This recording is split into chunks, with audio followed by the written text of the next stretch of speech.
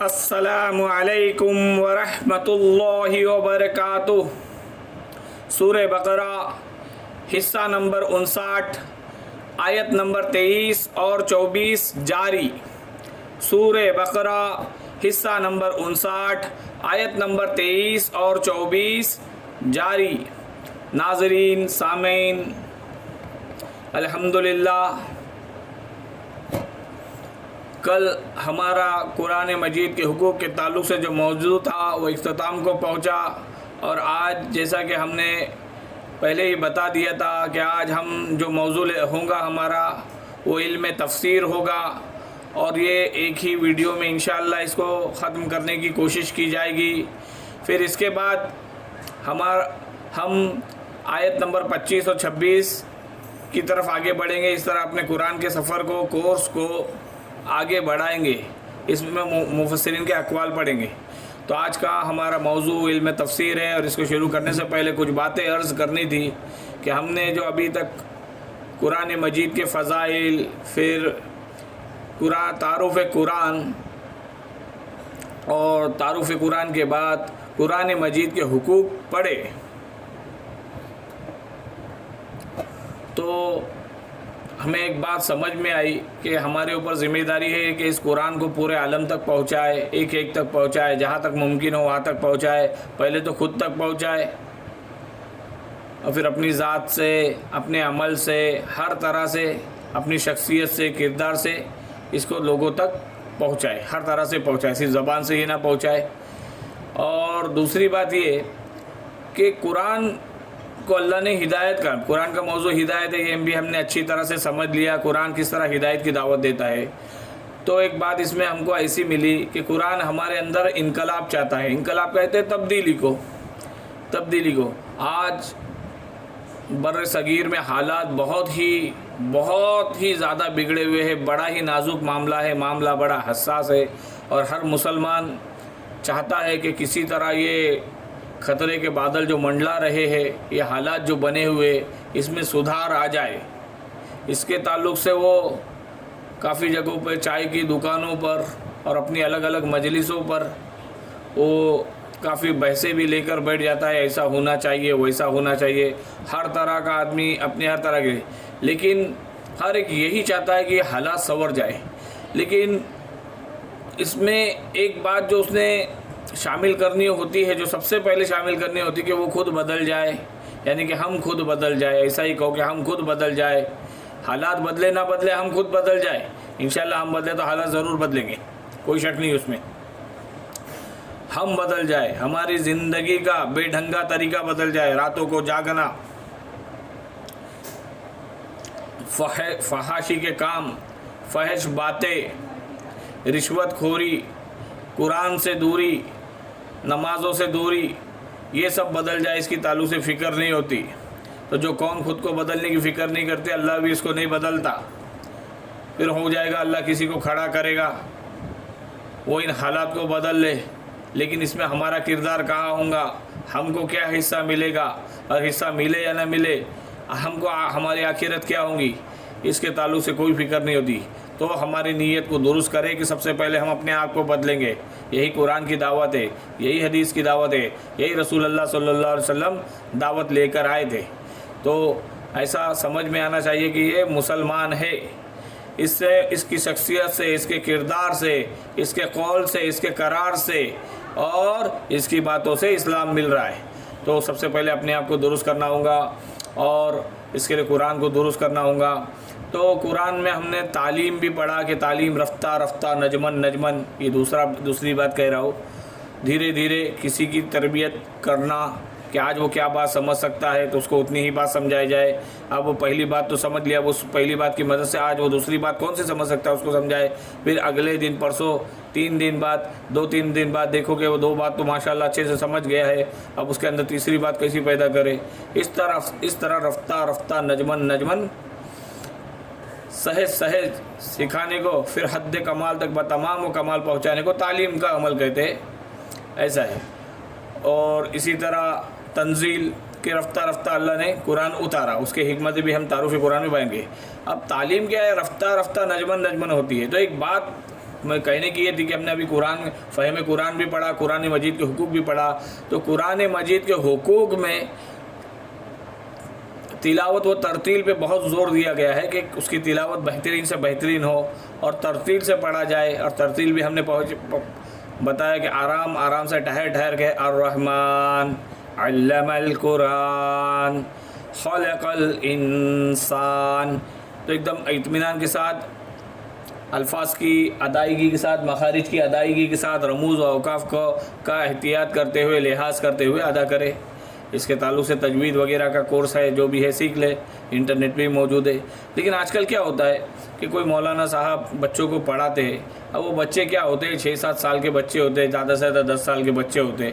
اب ماں باپ مولانا پر بھی پریشر کرتے ہیں، اس بچے پر بھی دباؤ ڈالتے ہیں کہ بھائی ابھی تک تم آگے کیوں نہیں بڑھے.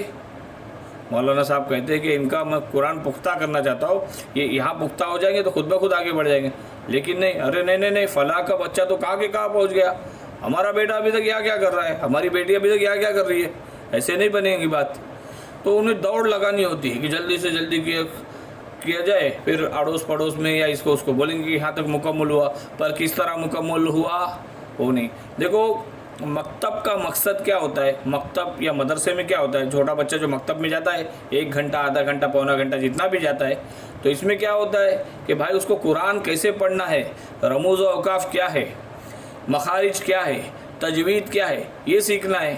وہ پورا کرنا ہے، اس کو مقصد نہ بنائے کہ جب انگلش اسپیکنگ کا کورس ہوتا ہے، کئی جگہوں پر ہوتا ہے انگلش اسپیکنگ کا کورس ہوتا ہے، جیسے کہ ہم نے عربی گرامر کی بھی دعوت دی ہے. عربی میں بول چال کے میں نے بتایا کہ معلم عامر سہیل صاحب کی لیکچرز بہت اچھے ہیں.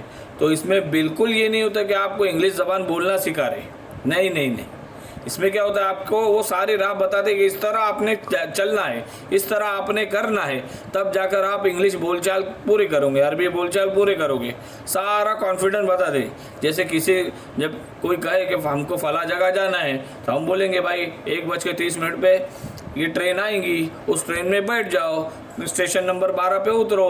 وہاں آپ اسٹیشن پہ اتروں گے تو اسٹیشن کے سامنے آپ کو ایک فلائی اوور دکھے گا، اس فلائی اوور پہ چڑھو اور داہنی طرف اترو، اور پھر ٹیکسی والے کو فلاں جگہ کا نام بتاؤ، وہ ٹیکسی والا چھوڑے گا.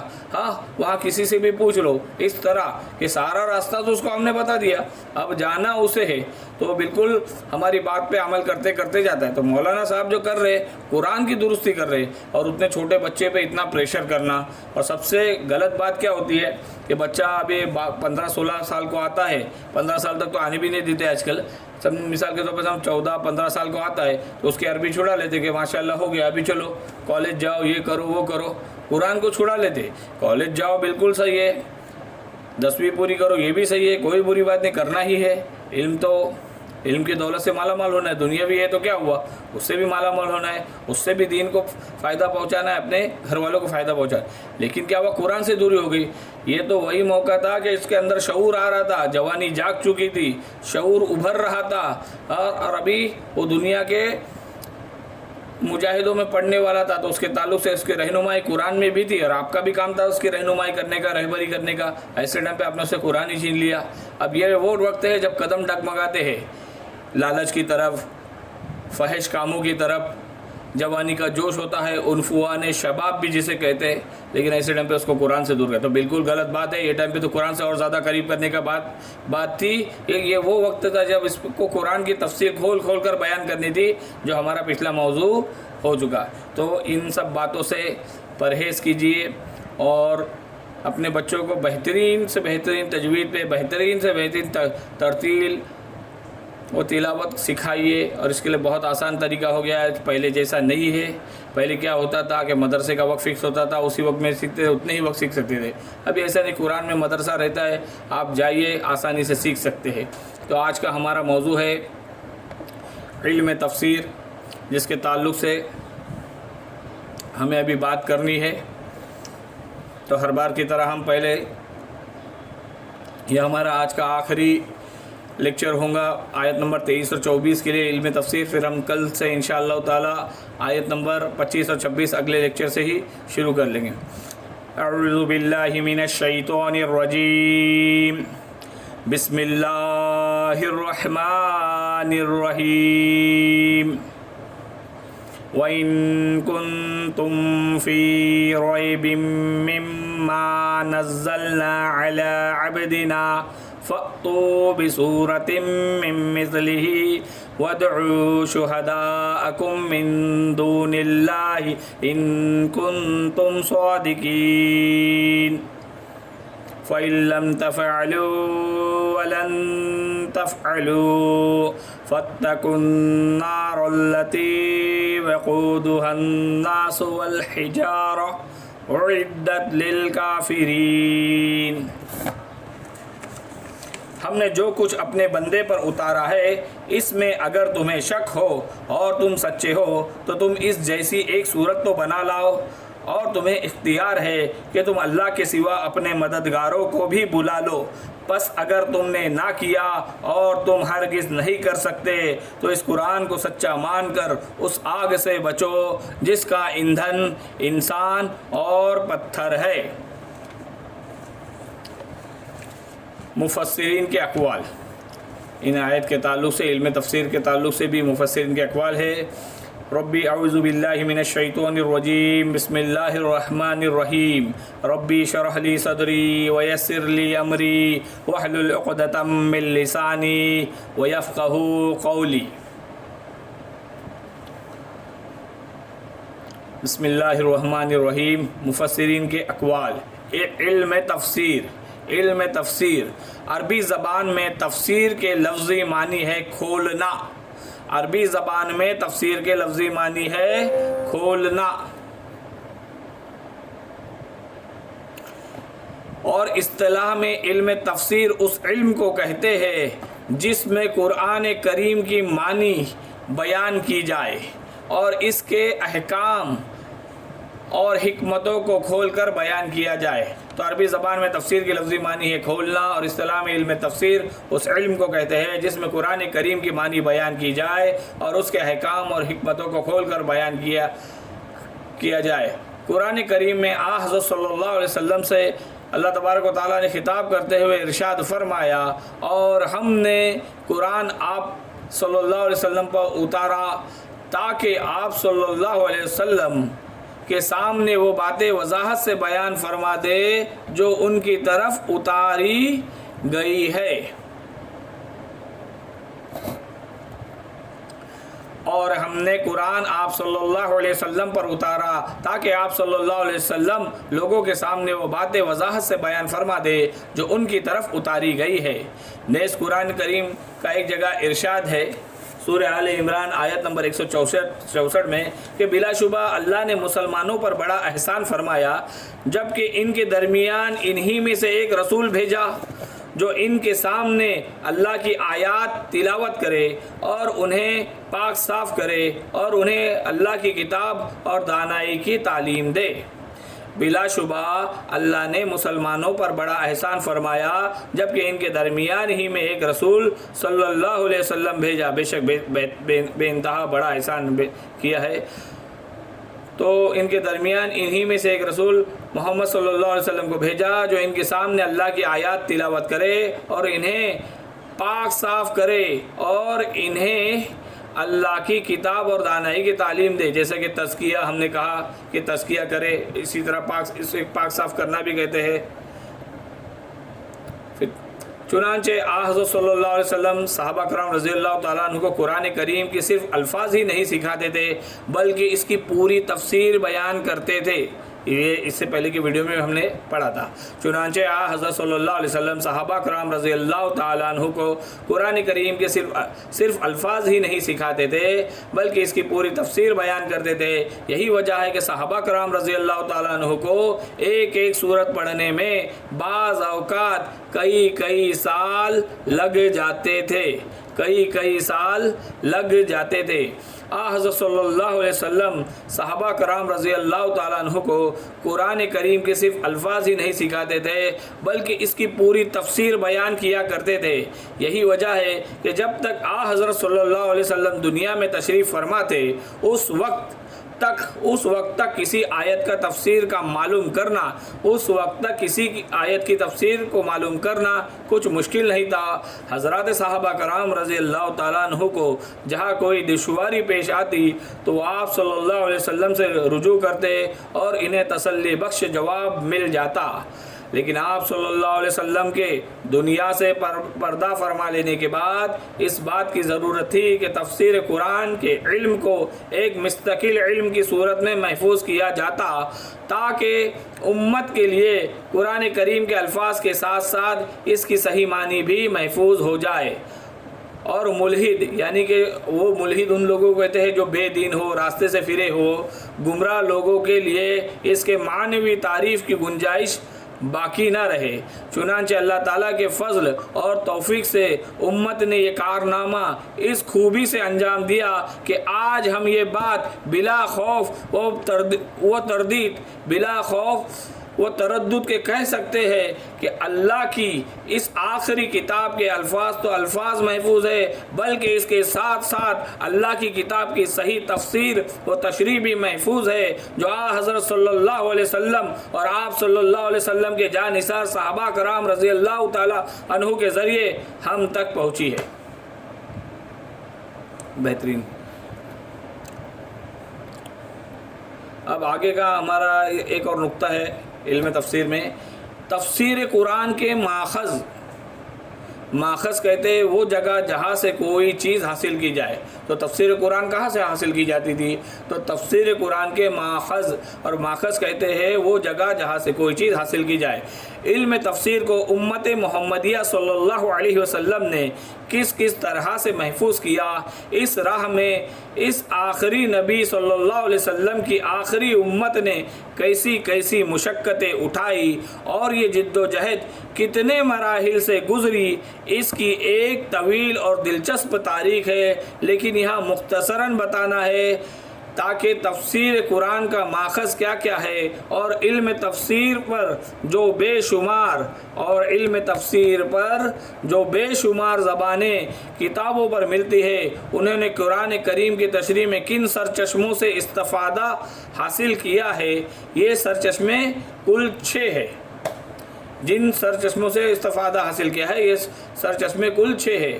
سب سے پہلے قرآن کے 6 جگہ سے تفسیر کو اخذ کیا جاتا ہے قرآن پاک کی، اس میں سب سے پہلا ہے قرآن۔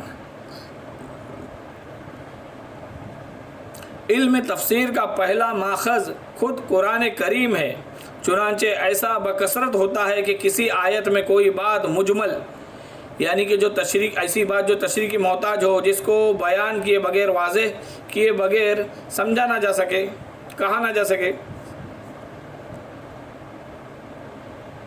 تو علم تفسیر کا پہلا ماخذ خود قرآن کریم ہے۔ چنانچہ ایسا بکثرت ہوتا ہے کہ کسی آیت میں کوئی بات مجمل جو تشریح کی محتاج ہو، جس کو بیان کیے بغیر واضح نہ ہو کہ کیا کہا ہے، تو اس کو بیان کرنے کی ضرورت ہوتی ہے، واضح کرنے کی ضرورت ہوتی ہے، وضاحت کرنے کی ضرورت ہوتی ہے اور تشریح طلب ہوتی ہے، تو خود قرآن کریم ہی کی دوسری آیت اس کے مفہوم کو واضح کر دیتی ہے۔ مثلا قرآن کی مبارک پہلی سورہ فاتحہ کی دعا میں یہ لفظ موجود ہے، صراط الذین انعمت علیہم، یعنی کہ ہمیں ان لوگوں کے راستے کی ہدایت کیجیے جن پر اللہ آپ نے اپنا انعام کیا ہو۔ لیکن سورہ فاتحہ میں یہ بات واضح نہیں ہے کہ یہ لوگ کون ہیں جن پر اللہ تعالیٰ نے انعام فرمایا ہے۔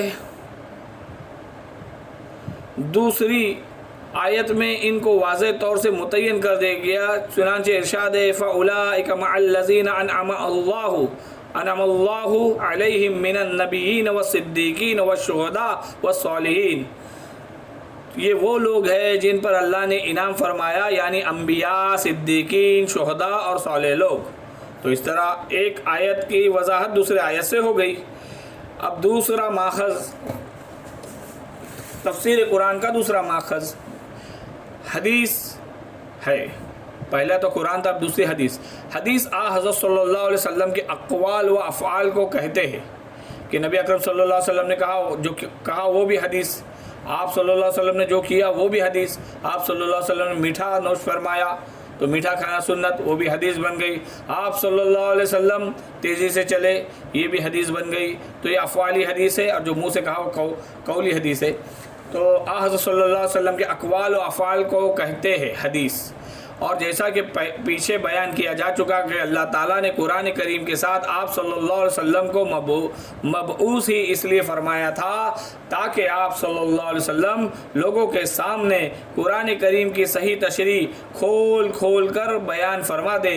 چنانچہ آپ صلی اللہ علیہ وسلم نے اپنے قول اور عمل دونوں سے یہ فریضہ بحسن خوبی انجام دیا، اور در حقیقت آپ صلی اللہ علیہ وسلم کی پوری مبارک زندگی قرآن ہی کی عملی تفسیر ہے۔ اس لیے مفسرین کرام رحمۃ اللہ علیہم اجمعین نے قرآن کریم کو سمجھنے کے لیے سب سے زیادہ زور حدیث پر دیا، اور احادیث ہی کی روشنی میں کتاب اللہ کی معنی متعین کیے ہیں۔ البتہ چونکہ حدیث میں ایسا بھی معاملہ ہے کہ حدیث صحیح بھی ہوتی ہے، ضعیف بھی ہوتی ہے، اور موضوع بھی ہوتی ہے، ہر طرح کی روایت موجود ہے۔ اس لیے محقق و مفسرین اس وقت تک کسی روایت کو قابل اعتماد نہیں سمجھتے تھے کہ جب تک وہ تنقید روایت اصولی پر پوری نہ اترے ہو، جب تک وہ تنقید روایات اصول پر پوری نہ اترتی ہو۔ لہٰذا جو روایت جہاں نظر آ جائے اسے دیکھ کر قرآن کریم کی کوئی تفسیر متعین کر لینا درست نہیں ہے۔ وہ روایت ضعیف ہے یا مضبوط ہے، ان روایتوں کے خلاف بھی ہو سکتی ہے۔ در حقیقت یہ معاملہ بڑا نازک ہے، اور اس میں قدم رکھنا انہی لوگوں کا کام ہے جنہوں نے اپنی عمریں علوم کو حاصل کرنے میں خرچ کی ہے۔ تو تفسیر کرنا ایک الگ بات ہے، اور نصیحت حاصل کرنا ایک الگ بات ہے۔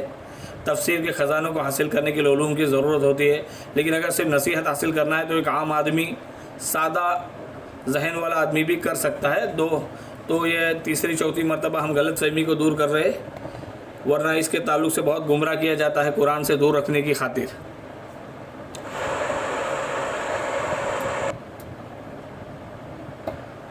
صحابہ کرام رضی اللہ تعالیٰ عنہ کے اقوال۔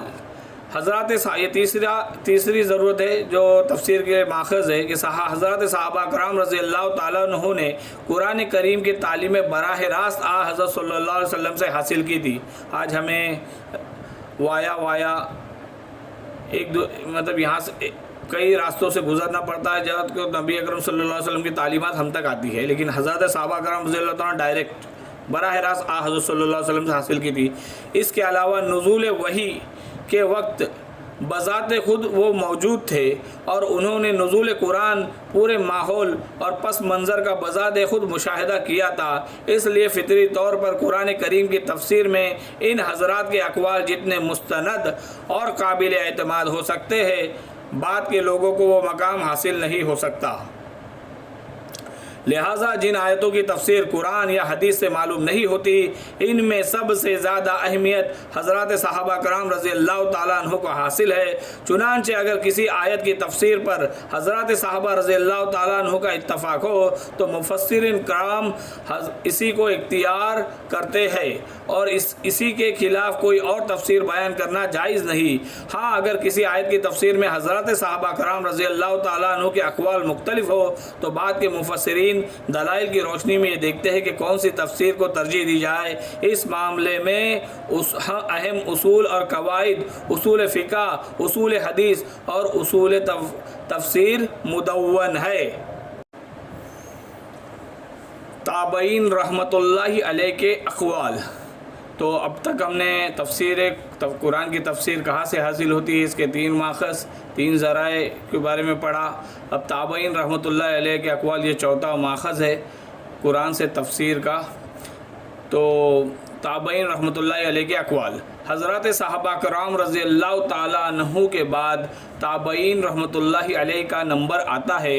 یہ وہ حضرات ہیں جنہوں نے قرآن کریم کی تفسیر حضرات صحابہ کرام رضی اللہ تعالیٰ عنہ سے سیکھی ہے، اس لیے ان کے اقوال بھی علم تفسیر میں بڑی اہمیت کے حامل ہے۔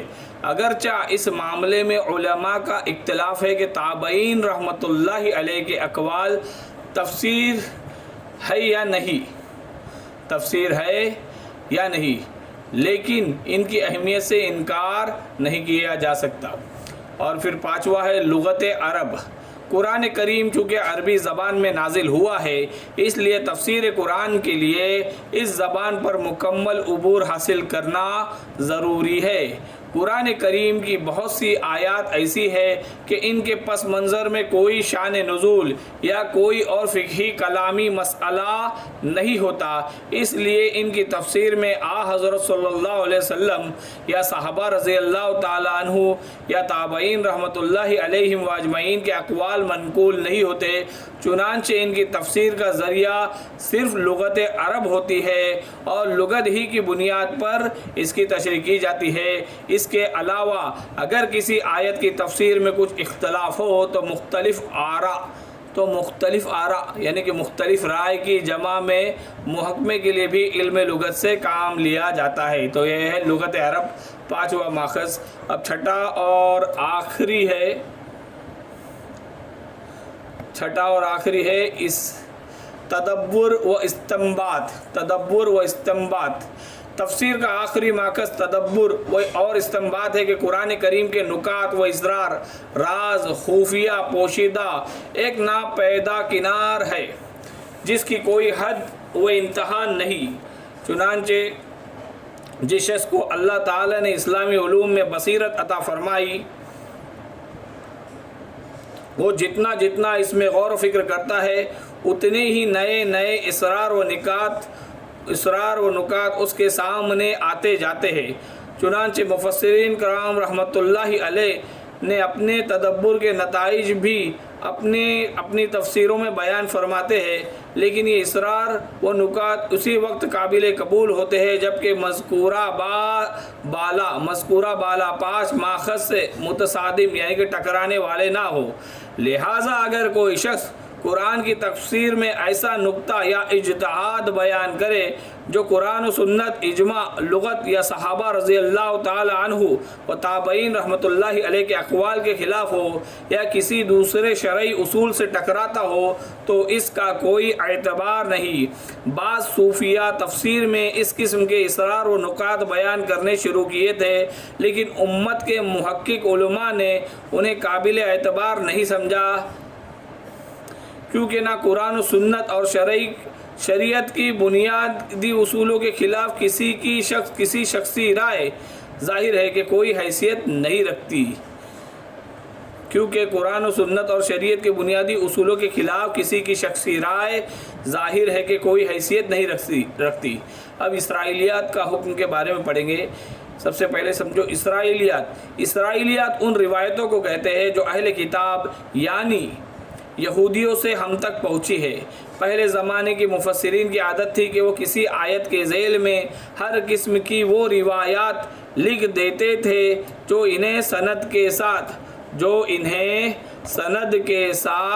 پہنچتی تھی۔ ان میں سے بہت سی روایات اسرائیلیات بھی ہوتی تھی، اس لیے ان کی حقیقت سے واقف ہونا بھی ضروری ہے۔ ان کی حقیقت یہ ہے کہ بعض صحابہ کرام رضی اللہ تعالی عنہ اور تابعین رحمۃ اللہ علیہ پہلے اہل کتاب کے مذہب سے تعلق رکھتے تھے، بعد میں جب وہ مشرف با اسلام ہوئے اور قرآن کریم کی تعلیم حاصل کی تو انہیں قرآن کریم میں پچھلی امتوں کے بہت سے واقعات نظر آئے جو انہوں نے اپنے سابقہ مذہب کی کتابوں میں بھی پڑھے تھے۔ چنانچہ وہ قرآنی واقعات کے سلسلے میں بھی وہ تفصیلات مسلمانوں کے سامنے بیان کرتے تھے جو انہوں نے اپنے پرانے مذہب کی کتابوں میں دیکھی تھی۔ یہی تفصیلات اسرائیلیات کے نام سے تفسیر کی کتابوں میں داخل ہو گئی ہے۔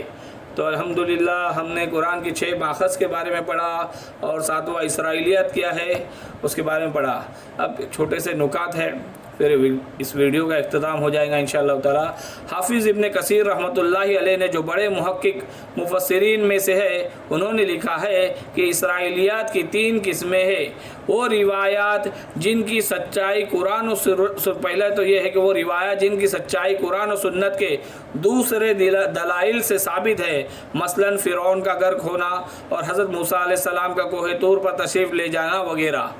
دوسرا ہے وہ روایات جن کا جھوٹ ہونا قرآن و سنت کے دوسرے دلائل سے ثابت ہے، اور تیسرا وہ روایت جن کے بارے میں قرآن و سنت اور دوسرے شرعی دلائل خاموش ہے۔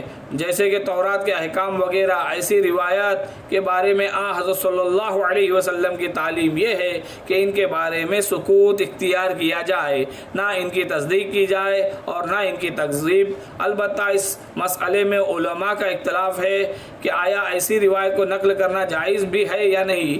حافظ ابن کثیر رحمۃ اللہ علیہ نے قول یہ بیان کیا ہے کہ انہیں نقل کرنا تو جائز ہے، لیکن اس سے فائدہ نہیں، کیونکہ شرعی اعتبار سے وہ حجت نہیں ہے۔ الحمدللہ ثم الحمدللہ۔ آیت نمبر 23 اور 24 کے تعلق سے کافی باتیں کہنی تھی، بے شک ہم نے جتنا کافی تفصیل سے ان باتوں کو کیا، ہاں اس طرح نہیں کیا جس طرح کرنا چاہیے تھا۔ لگاتار 36 ویڈیوز بنے ہیں اور اگلے ویڈیو سے ہم آیت نمبر 25 اور 26 کی شروعات کریں گے۔ اس کے تعلق سے جو مفسرین کے اقوال ہیں انہیں پڑھیں گے۔ اللہ تعالی ہماری کاوشوں کو قبول فرمائے اور ہماری دعوت کو پوری دنیا تک لے جائے، پوری دنیا تک لے جائے، ایک ایک شخص تک لے جائے۔ اللہ تعالی ہماری کاوشوں کو قبول فرمائے اور قرآن کو ہمارا نصب العین بنائے، مقصد اصلی بنائے، اور ہماری زندگی میں یہاں تک کہ امت محمدیہ صلی اللہ علیہ وسلم میں انقلابات پیدا فرمائے اور باطل کے قدم اکھاڑ دے، پنجے اکھاڑ دے۔ اللہ تعالی ہماری دعا کو قبول فرمائے۔ آمین۔ وآخر الدعوانا ان الحمدللہ رب العالمین۔ السلام علیکم ورحمۃ اللہ وبرکاتہ۔